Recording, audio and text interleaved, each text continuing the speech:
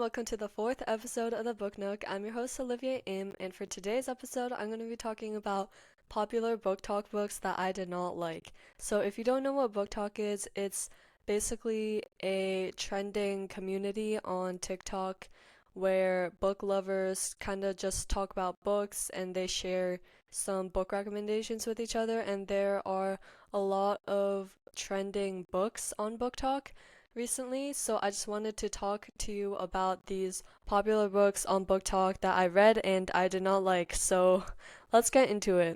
So the first book I want to talk about is The Hunger Games by Suzanne Collins. So this is a young adult dystopian book. The protagonist is Katniss Everdeen, and she and this guy Peta, they're both from District 12. So there are these 12 districts in this society, and every year there's this reaping day where two people, a girl and a guy, are chosen from each district to basically fight to the death. They all just had to kill each other, and the last person left alive wins the whole game. It's very, very violent, very dystopian vibes. I love dystopian. It's one of my favorite genres, but I don't like a lot of violent books, so that's why I did not enjoy this book at all. I didn't really like the plot that much, but I do like the world that Suzanne Collins created. I like the society. I think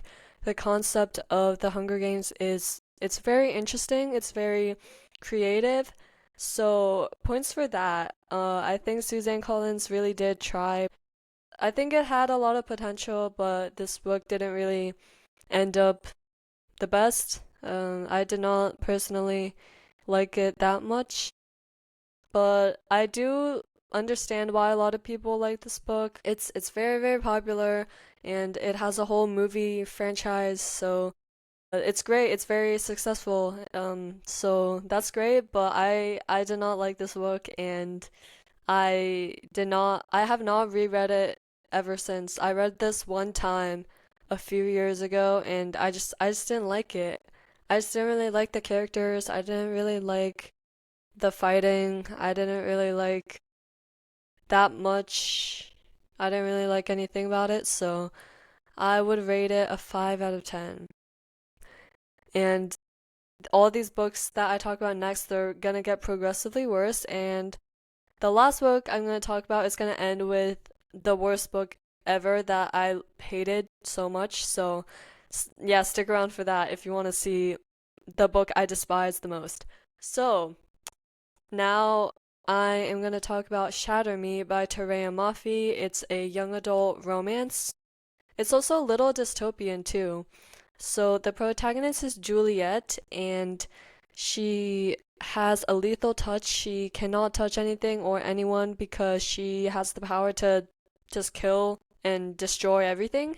So, yeah, and she is locked up in this jail. She's kind of imprisoned because society thinks she is like a deadly weapon. So they have to protect everyone from her, so that's why she is just locked up in jail. And her cellmate is Adam, this guy who she went to elementary school with. She used to be friends with him a little bit, and he is her cellmate. So, yeah, and Julia and Adam, they start dating. They fall in love a little bit because he conveniently is allowed to touch her, even though no one else can touch her, he's allowed to touch her. So that was kind of weird, but yeah. And then Warner, who is the antagonist, he's kind of the villain. He wants to use Juliet to destroy the world and kill everyone, and he just wants to be this dictator. Like, yeah, he wants to be this evil leader of the whole world. Yeah, he is really an unlikable character. Did not like Warner at all. No one likes him. Shadow Me was okay. It was worse than Hunger Games. It wasn't as good as Hunger Games, but honestly, it's like I think that Tareya Mafi had a good idea. This book had potential. It just wasn't it didn't live up to that potential. I thought that the plot was creative, and I did like the writing style. I think Tere Mafi is a very talented writer. I liked Juliet's voice. I liked how Tere Mafi wrote the whole book. I think she used a lot of good imagery, good descriptions throughout the book, so that's great. The one part I didn't like about this book is all the romance stuff. It was way too graphic, like way too spicy, and I don't like that. So this book is also getting a 5 out of 10. Like I reread this 2 times just because I was really bored, but then like I don't like this book at all. Honestly, the only reason I read this book is because of how popular it was, because everyone was talking about this book. I was like, why is everyone talking about this book? Why is this book so popular? So I had these really high expectations for this book. I just assumed that this book would be really great, but it wasn't. So that is very disappointing. But yeah, that's all I'm gonna say about that. And now moving on to my next book, it is The Fault in Our Stars by John Green. I know this one is shocking because everyone loves this book. I don't know why everyone loves this book. I don't know why they decided to make a movie about this book. I know this is a very beloved, popular book, and everyone likes this book, but I did not like this book. It's a young adult book, and the main characters are Hazel and Augustus. They both have cancer, they both fall in love, and that's all I remember about this book. Honestly, it didn't really stick out to me. I can't even remember the plot, and that just shows that it wasn't really a memorable book. It wasn't a great book that stood out. The plot was kind of boring. I don't even know what really happened. Yeah, Hazel and Augustus, they're great, but just the writing style I did not particularly like. Yeah, sorry John Green, but this book was not it for me. I did not personally enjoy this one. So this book I rated a 4 out of 10 because it was it was definitely worse than Shadow Me. I thought Shadow Me was bad, but this one is way worse. At least Shadow Me was entertaining. At least Shadow Me had a good hook. It kept me engaged. It made me want to read more. And at least Shadow Me was interesting. At least that had an interesting and creative plot. The Fault in Our Stars is just not creative. It's just boring, bland. So that's why I didn't like it. Okay, now this next book is also pretty bad. It's To Kill a Mockingbird by Harper Lee. This is a classic. Everyone reads this in high school. I read it when I was a freshman and I hated this book. It was really just boring. The main character is Scout. Now that I don't like that name. I do not like that name at all. I don't know why Harper Lee decided to name the main character Scout, but I don't like that name. And Scout, and there's also this character Boo Radley. I don't remember what he did exactly. And Scout's brother is Jem. I remember Jem, and Atticus is Scout and Jem's dad. I don't remember what Boo Radley did. I think he was accused of a crime or he committed the crime. I don't know exactly what happens. Same with The Fault in Our Stars. To Kill a Mockingbird is just the whole plot just like left my memory. I have no idea what happens, and I don't really care what happened because it was just boring. I don't even remember what the mockingbird symbolized in this book. I wrote a whole essay on this book in ninth grade, and now I don't remember any of it, so that really goes to show how boring and uninteresting this book was. Yeah, so I would rate this a 2 out of 10. Okay, now moving on to The Book Thief by Marcus Zuzek. So this is a historical fiction book that I read in 7th grade. I read this for a book club assignment in class, and I also hated this book. This book was so bad. And I know this is a really popular book. I know everyone loves this book. All the books on this list are very popular, and there are a lot of fans of these books, but I just didn't like The Book Thief. Um, I never understood the point of it. I never understood the theme. All I know is that the protagonist was Lee Soul, and she stole books. She was a book thief. I think. Yeah. And the book is narrated by Death, which was a really weird concept to me. That did not hit me. It didn't really make sense. It made no sense at all. And like, I assumed that the book being narrated by Death, I assume that that is pretty significant. I'm assuming that there must have been some sort of symbolism surrounding that, but I never understood it. I never could understand what it meant. Also, this book was way too long because it was almost 600 pages. It was 500 something pages, and there was barely anything that happened. The plot was just boring, and I just didn't understand what anything meant.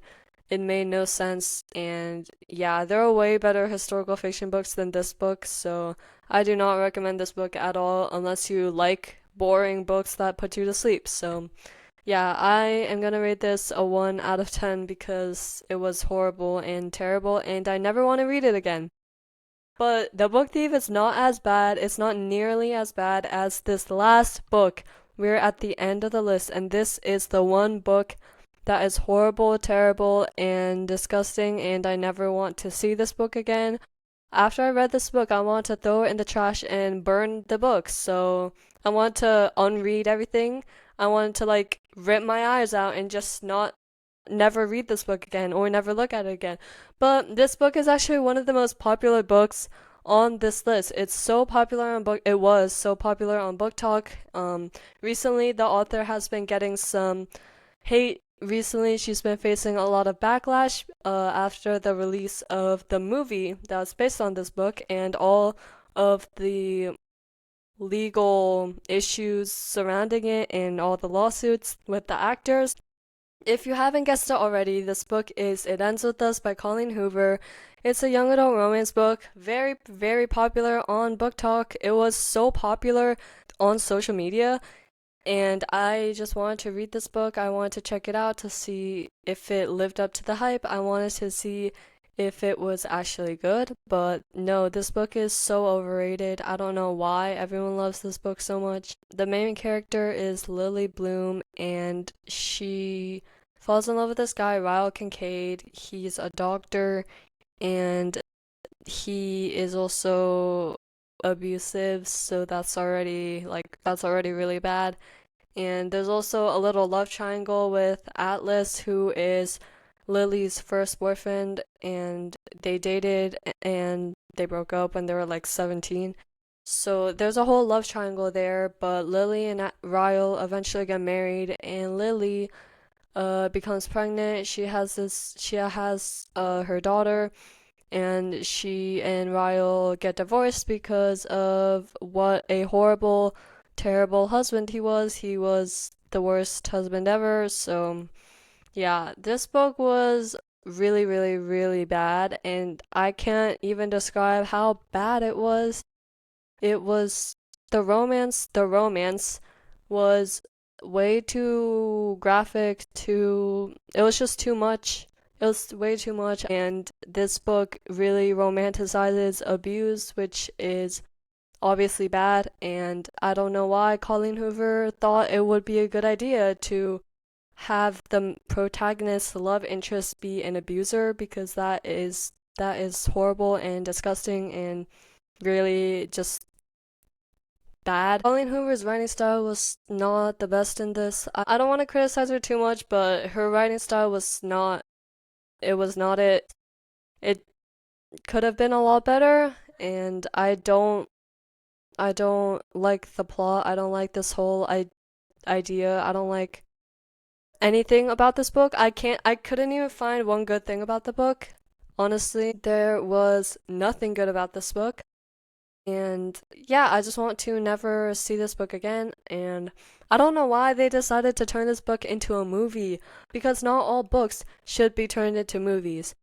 just because this book was so popular, just because everyone seemed to like it because it was popular and trending on social media, that doesn't mean you should turn it into a movie. Because if you have common sense, you know that this book is bad. This is an objectively bad book.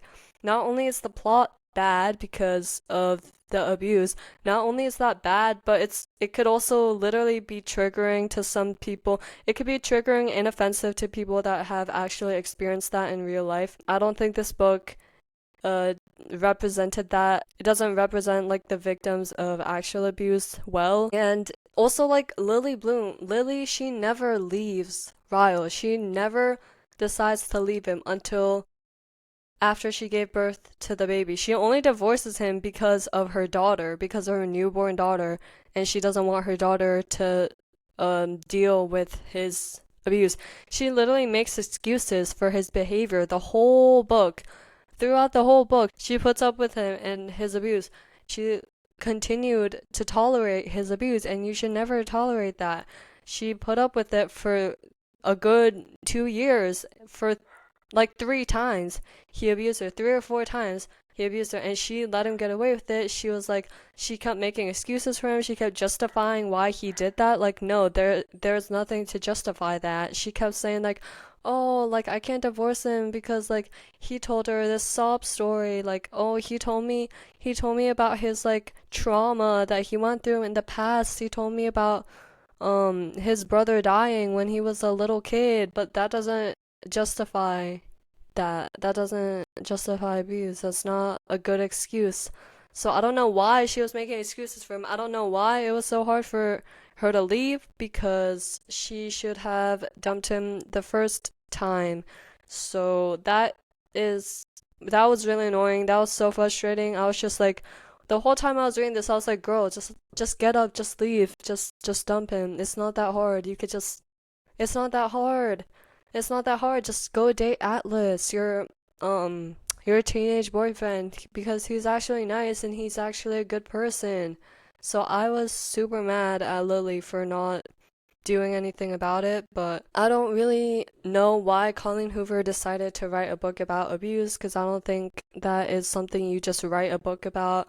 And what's more is that for the movie, for the promotion of this movie, the actress that plays Lily Bloom, Blake Lively, when she was promoting this movie, she kept talking about, she said, and this is a direct quote from a video that she did, from like an interview that she did. It's a direct quote. She said, oh, grab your florals and grab your friends and go watch It Ends With Us. She was talking about it like it was some fun, silly movie with like flowers and like pretty flowers, and like yeah, there are flowers in the book, but that's not what it's about. She was talking about, her tone was so unserious. It was so like, ha ha ha, it's such a fun book, it's so fun and so cute. Like that's not what the book and movie are about. It's about a serious topic that a lot of victims can relate to, and you shouldn't you shouldn't just be disrespecting them like that. You shouldn't, like, that's kind of offensive to the victims that actually experienced abuse in real life. It's a serious topic. You can't just laugh about it. You can't just be like, oh, it's all about flowers. That was insane to me, and that's why the movie was so controversial, because of the way that Blake Lively was handling the promotion of the movie. And Justin Baldoni, who was playing Ryle Kincaid, and he was also producer of the movie, I believe, he was actually being serious about the topic. He was actually saying, like, he was acknowledging, like, oh, it's about abuse, it's about this, and he was actually bringing attention to that topic instead of just, like, laughing about it. So that's why I have a big problem with the book and the movie. I refuse to watch the movie. I never want to watch the movie. But the movie was very controversial, and especially it's gotten even more controversial because of Blake Lively and Justin Baldoni's legal battle, their lawsuits against each other for a lot of things that I'm not going to get into right now, but it's gotten even more controversial because of that. So that is why, that to me, all the controversy regarding the movie is just another reason that reinforces why this book was a bad idea. And the movie was such a bad idea to begin with. The book is already bad enough, but you're gonna turn this into a big blockbuster movie. Why they would do that, I have no idea. I don't know. Maybe they thought the movie was gonna be really successful, and maybe they thought the movie would be good, but it probably isn't. It probably wasn't. I saw the trailer, it looked pretty bad, but yes, it ends with us. The book, I rated it a 1 out of 10 because it is just that bad. I'm just gonna tell you right now, don't read it. I don't recommend this book to anyone. So just don't read this book. Yeah. Okay, so that is the end of this episode. Thank you guys so much for watching. If you liked today's episode, then make sure to subscribe, like, and comment down below. Also follow the official Book Nook Instagram for some more fun content. And I have new episodes every single Saturday at 12 p.m. Eastern Time on Spotify and here on YouTube. So make sure you check out the next episode next week. And that is it for today. This is Olivia M signing off.